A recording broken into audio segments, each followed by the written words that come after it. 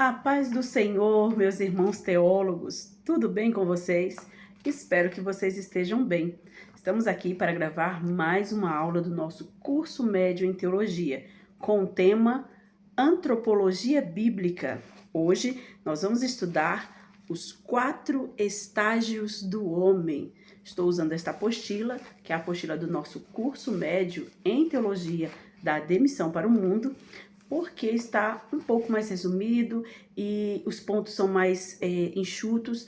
Porém, você que está aí com a sua apostila, acompanhe, leia, veja os textos bíblicos e se tiver qualquer dúvida, pode entrar em contato conosco.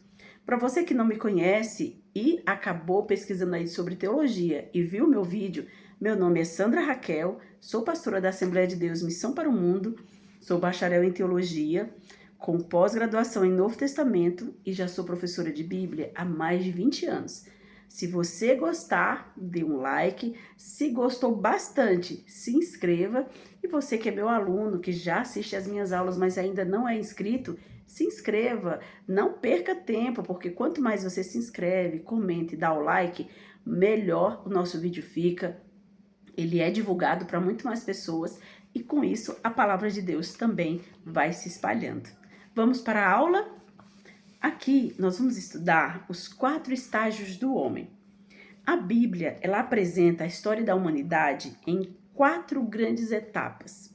Acredito que você talvez não tenha pensado sobre isso, né? Mas eu vou te mostrar aqui que com certeza você vai entender direitinho quais são esses 4 estágios do homem. Primeiro, o homem original. O homem original é o homem criado por Deus em perfeita comunhão com o Criador, santo, justo, sem pecado e destinado a governar a criação. E o registro do homem original está em Gênesis, no seu capítulo 1 e capítulo 2. Eu não vou ler, na verdade eu até vou pegar aqui a Bíblia, porque vão ter textos que eu quero ler sim com você, mas esse eu não vou ler porque é um texto muito conhecido da palavra de Deus que fala sobre a criação de Adão e Eva. É conhecido como o homem original por ser o homem que Deus fez de forma perfeita. Um homem santo, justo, em comunhão com Deus. Assim deveria ser todos os homens, em comunhão com Deus, em perfeição e santidade. Mas aí então veio o segundo estágio do homem. E esse estágio é conhecido como o homem caído ou o homem natural. Este homem é o homem que caiu. O pecado entrou no mundo depois disso, corrompendo a natureza humana e rompendo sua comunhão com Deus. O homem tornou-se inclinado ao pecado e incapaz de salvar-se por seus próprios méritos. E é agora que eu quero pegar aqui minha Bíblia, que está aqui do lado, para ler para vocês alguns textos bíblicos. Eu deveria ter colocado ela aqui pertinho, mas acabei não colocando, porém estou pegando agora. Desculpem aí o mau jeito, mas você que está aí também com a sua Bíblia, eu quero que você abra na carta de Paulo aos Romanos, no seu capítulo 15. Um outro texto também que está na apostila é Gênesis capítulo 3. O homem deixa do seu estado original, seu estado de perfeição, e passa a um estado natural, um estado de natureza caída. Então, lá em Gênesis 3 vai mostrar justamente, vai descrever, vai narrar a queda do homem. E eu quero trazer para vocês Romanos capítulo 7, do versículo 15 ao 20. Quero que você acompanhe comigo. Se você está apenas me ouvindo no carro ou você está fazendo suas coisas, está me ouvindo, depois você pegue sua Bíblia e leia. Vamos ler? Do 15 ao 20 diz assim: porque o que faço não o aprovo, pois o que quero, isso não faço, mas o que aborreço, isso faço. E se faço o que não quero, consinto com a lei, que é boa.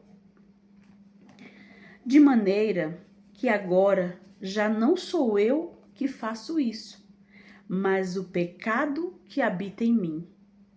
Porque eu sei que em mim, isto é, na minha carne, não habita bem algum.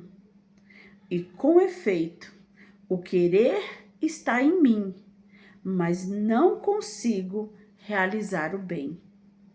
Porque não faço o bem que quero, mas o mal que não quero, esse faço. Veja só, isso aqui é uma descrição, acho que ainda tem o 20, peraí, deixa eu ler o 20. Ora, se eu faço o que não quero, já o não faço eu, mas o pecado que habita em mim.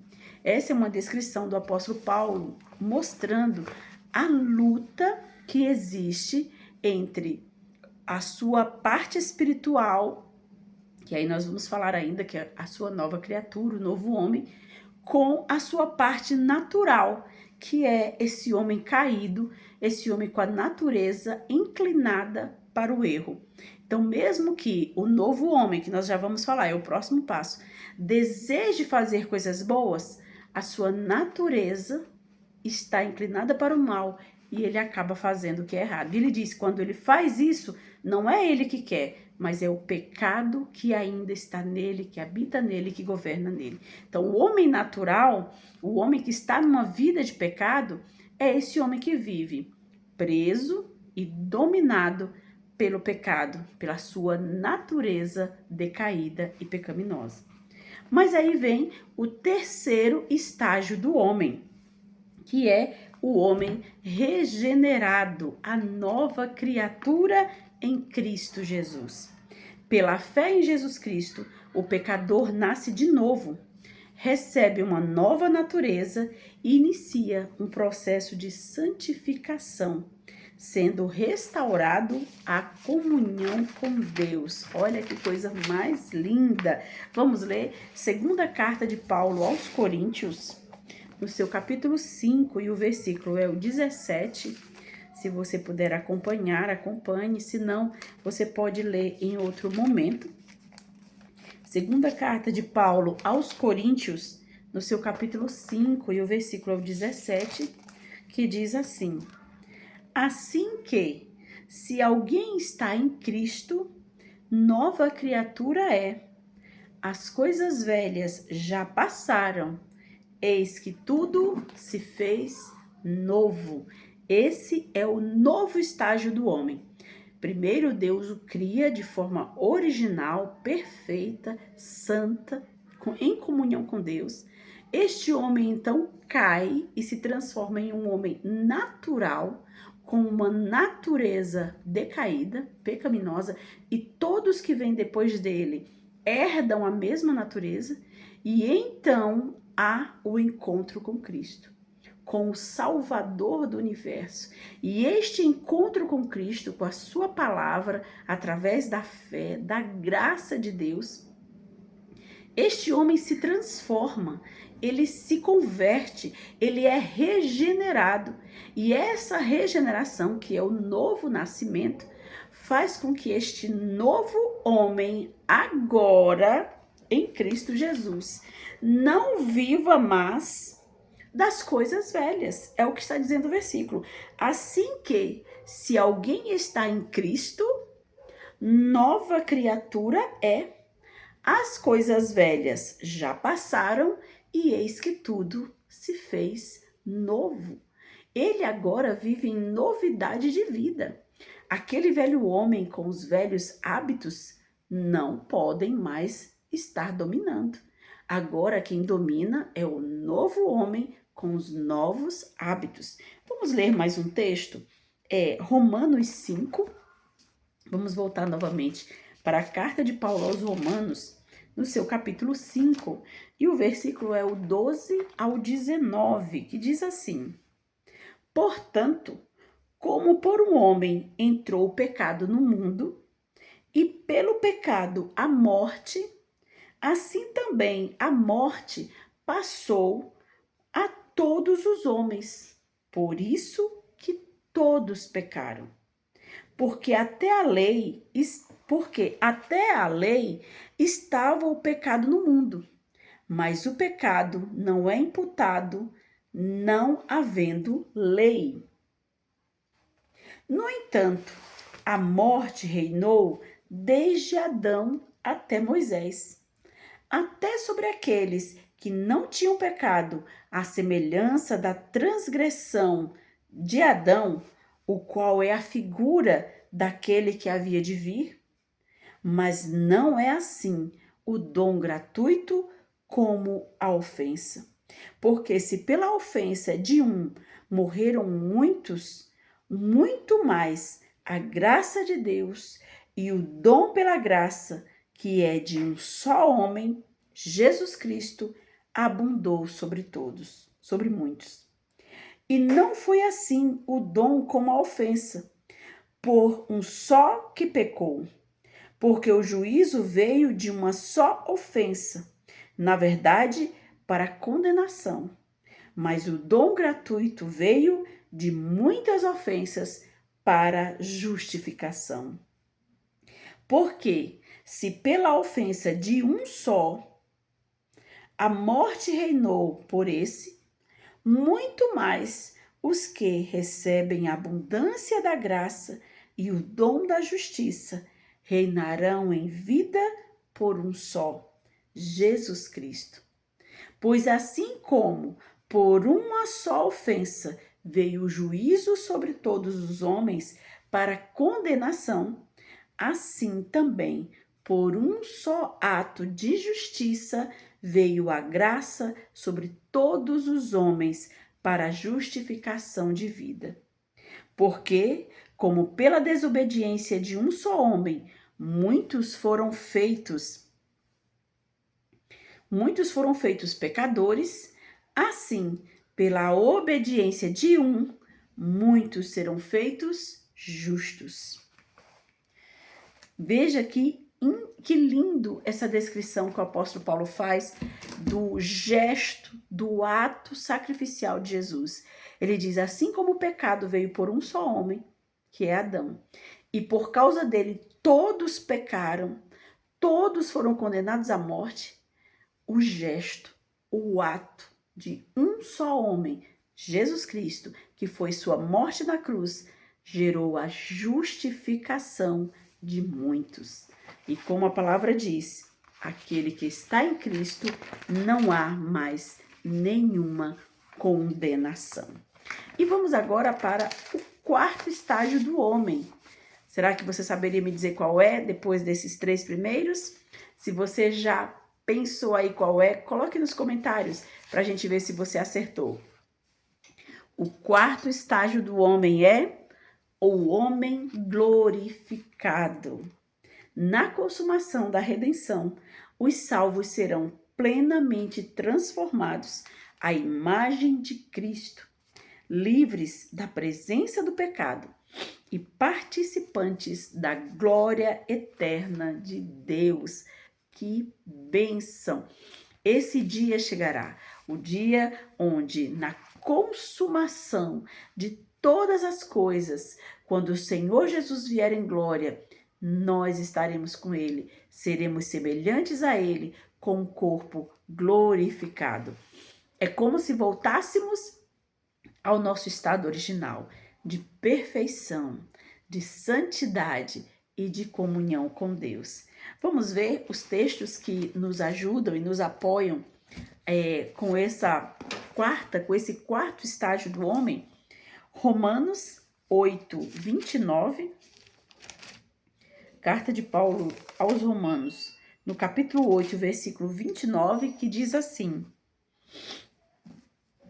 porque os que dantes conheceu, também os predestinou para serem conformes à imagem de seu Filho, a fim de que ele seja o primogênito entre muitos irmãos. Então nós, após a nossa redenção, a consumação da redenção, quando estivermos com o nosso corpo glorificado, seremos semelhantes a Jesus. O outro texto também que eu quero que você abra é a segunda carta de Paulo aos Coríntios 3:18. Esse texto também vai nos ajudar a você entender um pouco mais sobre do que está sendo falado. Segunda carta de Paulo aos Coríntios, capítulo 3, e o versículo é o 18, que diz assim: Mas todos nós, com o rosto descoberto, refletindo como um espelho a glória do Senhor, somos transformados de glória em glória na imagem como pelo Espírito do Senhor. De glória em glória na mesma imagem como pelo Espírito do Senhor. Ou seja, o nosso dia a dia de servos de Deus, de homem regenerado, é como se estivéssemos em obras. E todos os dias estamos sendo construídos, estamos sendo transformados na imagem de Jesus, na estatura perfeita de Cristo. E o último texto é na primeira carta de João, primeira carta do apóstolo João, no seu capítulo 3, e o versículo é o 2, que diz assim: Amados, agora somos filhos de Deus, e ainda não é manifestado o que havemos de ser. Mas sabemos que quando ele se manifestar, seremos semelhantes a ele, porque assim como é, o veremos. Essa é a nossa grande esperança. Estamos em obras, estamos sendo transformados, estamos sendo construídos, estamos sendo edificados, estamos crescendo até chegarmos à estatura de Cristo. E quando ele vier, quando ele aparecer, nós iremos vê-lo assim como ele é. E nós seremos semelhantes a ele. Você crê? Eu creio e espero este grande dia. Aqui na apostila nós temos um pequeno resumo do que seriam os 4 estágios. O homem original é o homem criado perfeito por Deus. O homem caído é o homem corrompido pelo pecado. O homem regenerado é o homem restaurado pela graça mediante Cristo, seu sacrifício. E o homem glorificado é o homem transformado definitivamente à imagem de Cristo. Quem não tem essa esperança, hein? Eu tenho essa esperança. Espero que você também tenha. E saiba que mesmo que você sinta-se que está vacilante, firme bem os seus pés. Saiba que você está em obra e que logo, em breve, nós chegaremos à estatura perfeita de Cristo. E agora, vamos para a nossa segunda parte, já estamos caminhando também para o fim, para que a aula não fique tão longa. E nessa segunda parte, nós vamos falar sobre a tricotomia do homem, a constituição do ser humano. A Bíblia ensina que o ser humano foi criado por Deus de forma única, sendo constituído de corpo, alma e espírito. Essa compreensão é conhecida como tricotomia, doutrina que afirma que o homem possui uma parte material e 2 dimensões imateriais distintas, separadas, mas inseparáveis. Distintas no sentido de serem diferentes, mas inseparáveis. Mesmo que elas possuam uma divisão, e nós vamos ver o texto bíblico que diz, ainda assim, diferentes, separadas, mas inseparáveis. E aí você vai entender. O relato da criação apresenta essa constituição. E formou o Senhor Deus, o homem, do pó da terra, presta atenção, e soprou em suas narinas o fôlego de vida, e o homem foi feito alma vivente. Viu só? Aqui está as 3 composições do ser humano. Gênesis está em Gênesis 7, isso está escrito em Gênesis 2, versículo 7. Nesse versículo, observamos os 3 elementos fundamentais que formam o ser humano. Primeiro, formou refere-se ao corpo que foi formado do pó da terra. Segundo, soprou refere-se ao fôlego de vida que deu origem à dimensão espiritual do homem. E o terceiro, alma vivente, o resultado da união entre o corpo e o fôlego de vida, o ser humano plenamente vivo. Essa compreensão é confirmada pelo apóstolo Paulo, quando ele diz na sua primeira carta aos Tessalonicenses, no seu capítulo 5, versículo 23. Ele diz assim: e todo o vosso espírito, alma e corpo sejam plenamente conservados e irrepreensíveis para a vinda de nosso Senhor Jesus Cristo. É bem interessante essa forma como Paulo descreve a constituição do homem, porque o normal, assim, o mais comum da gente fazer é descrever a constituição do homem como corpo, alma e espírito. Mas o apóstolo Paulo, ele está falando da constituição humana de uma maneira diferente. Ele está falando a respeito da santificação. Ele diz que eles precisam ser conservados plenamente irrepreensíveis até a vinda do Senhor. Então, se é algo que precisa ser santo, preservado, ele começa a mostrar, e aqui é bem interessante isso, ele mostra que essa conservação e essa santificação começa de dentro para fora. Não é de fora para dentro, mas de dentro para fora. Então ele diz assim, ó, que todo o vosso espírito é o que está mais íntimo, alma, que é o que está mais próximo, e corpo é o que está visível, sejam plenamente conservados. Então, a conservação, a santificação começa de dentro para fora. E aqui o apóstolo Paulo mostra as três, como é que eu posso dizer? As 3 constituições do ser humano, do que o ser humano é constituído.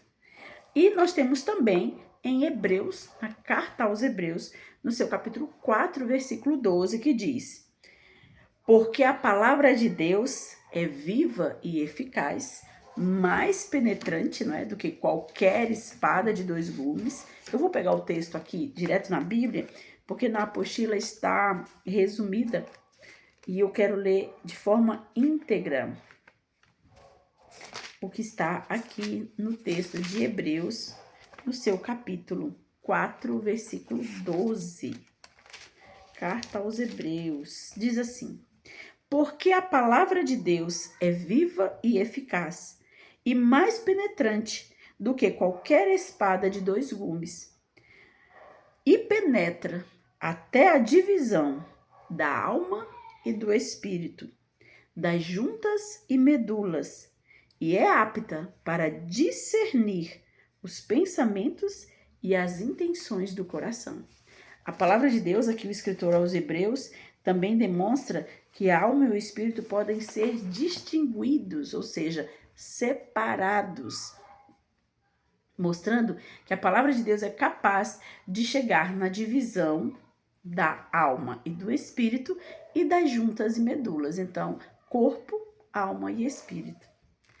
Embora estejam intimamente ligados, alma e espírito possuem funções distintas na constituição humana, ou seja, eles possuem habilidades diferentes, funções diferentes, e nós vamos ver a partir de agora. Vamos falar um pouco sobre o corpo, falar um pouco sobre a alma e um pouco sobre o espírito. E aí, na próxima aula, nós vamos falar sobre a diferença de alma e espírito e um assunto que sempre a gente, quando está falando sobre a constituição do ser humano, do homem, dentro das escrituras sagradas, as pessoas sempre nos perguntam a respeito do estado intermediário dos mortos. O que é isso? É um tema também muito falado em escatologia, que é o lugar onde os mortos estão aguardando o seu destino final, tanto os justos como os ímpios. Então, na próxima aula, a gente fala sobre esse ponto que é bem interessante e que muitas pessoas têm dúvidas.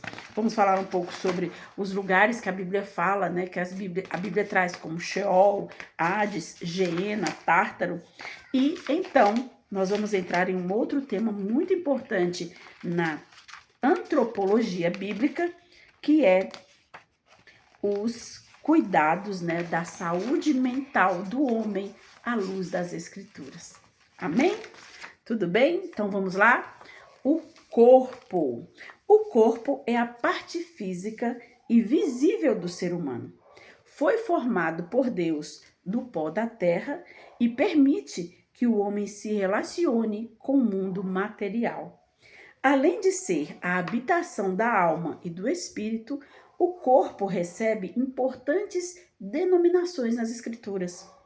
Casa ou tabernáculo, eu não vou ler, mas quero que você leia. Isso está em 2 Coríntios 5:1, 2 Pedro 1, do 13 ao 14, que dá essas nomenclaturas para o corpo. Templo do Espírito Santo, está em 1 aos Coríntios 6:19, onde o nosso corpo é chamado de templo ou morada do Espírito Santo. Por meio dos 5 sentidos, o ser humano percebe e interage com o mundo criado. Os 5 sentidos são a visão, a audição, o olfato, o paladar e o tato. O cristão deve cuidar do corpo, reconhecendo que ele pertence ao Senhor e deve ser usado para glorificar a Deus. É isso mesmo. Nós temos que cuidar da nossa saúde física, nós não podemos nos ferir, não podemos maltratar o nosso corpo como se ele fosse culpado de algo. O nosso corpo é apenas a morada da nossa alma, porém é também a morada do Espírito Santo. E está lá em Coríntios: se eu destruir o templo do Espírito Santo, Deus o destruirá, ou destruirá aquele que destruir. Então, se você é uma pessoa que não se cuida, come o que não deve, faz o que não deve, usa de substâncias que vão estar destruindo o corpo, saiba que você está em pecado, está desagradando a Deus, porque foi Deus quem nos deu o nosso corpo e nós temos que cuidar bem dele e preservá-lo. Agora vamos para a nossa alma. A alma é o centro da personalidade humana. Nela encontra-se os pensamentos, as emoções e a capacidade de tomar decisões. É por meio da alma que o ser humano desenvolve sua identidade e se relaciona consigo mesmo e com as outras pessoas. As principais faculdades da alma são intelecto, capacidade de pensar, aprender, compreender e raciocinar. Vontade, capacidade de escolher e tomar decisões. E emoções, sentimentos como alegria, tristeza, amor, temor, esperança e compaixão. A Bíblia ensina que a alma continua existindo após a morte física, aguardando a ressurreição conforme o propósito de Deus. Então, na próxima aula, vamos falar direitinho sobre essa questão da alma ser imortal. E nós vamos explicar bem. Se você tiver alguma dúvida, quiser mandar a sua pergunta também aí no grupo ou aqui nos comentários da nossa gravação, mande, eu terei um grande prazer em lhe responder. Então, para a gente fechar a parte aqui da alma, para ver se você entendeu, a alma somos nós. A alma sou eu, a alma é você. É o nosso intelecto, é a nossa vontade, capacidade de tomar decisões e os nossos sentimentos. Ou seja, o corpo é a minha morada e eu sou a alma. E o espírito? Vamos agora descobrir quem é o espírito? O espírito é a dimensão mais profunda do ser humano, aquele que o capacita a relacionar-se com Deus. Quando uma pessoa nasce de novo, o Espírito Santo passa a habitar em sua vida, fortalecendo essa comunhão com o Senhor. Lá em Romanos 8,16 diz: e o mesmo Espírito testifica com o nosso espírito que somos filhos de Deus. É por meio do Espírito que o cristão adora, ora, recebe direção de Deus e desenvolve sua vida espiritual. Eu costumo dizer, não está aqui na apostila, mas deveria estar, mas eu costumo dizer que o Espírito é a consciência, é o juízo, é aquele que está em todos os homens, mesmo não sendo cristão, mesmo não sendo uma nova criatura, mas todos os homens possuem um espírito, porque o espírito é a consciência, um juízo que julga as suas ações e lhe alerta quando você está fazendo algo errado e lhe parabeniza quando você está fazendo algo certo. E isso existe em todos os homens. O que acontece é que por causa do pecado, muitos cauterizaram, ou seja, se tornaram insensíveis à voz deste espírito humano, não é o espírito de Deus, espírito humano, consciência, juiz, em todo ser humano ele possui isso. Mas quando eu aceito Jesus como Salvador e me torno uma nova criatura, eu recebo um reforço aqui nesse juiz que já existe em mim, nessa consciência que já existe em mim. E esse reforço é do Espírito Santo de Deus, que, conforme está escrito aqui em Romanos 8,16, o mesmo Espírito, o Espírito de Deus, testifica com o nosso espírito, espírito do homem, que somos filhos de Deus. Amém? Deu para vocês entenderem direitinho? Então, eu vou só ler esse pedacinho final que diz assim: qual é a diferença entre a alma e o espírito? Embora estejam intimamente ligados, a alma e o espírito não são a mesma coisa. Enquanto o corpo coloca o homem em contato com o mundo físico, a alma expressa sua individualidade e o espírito o torna capaz de conhecer e adorar o Criador. A alma relaciona o homem consigo mesmo, o espírito relaciona o homem com Deus. A alma abrange intelecto, vontade e emoções. O espírito é a dimensão espiritual da comunhão com Deus. A alma expressa a personalidade humana e o espírito permite a adoração e a percepção espiritual. Espero que você tenha gostado dessa aula, que Deus abençoe você e até a nossa próxima aula.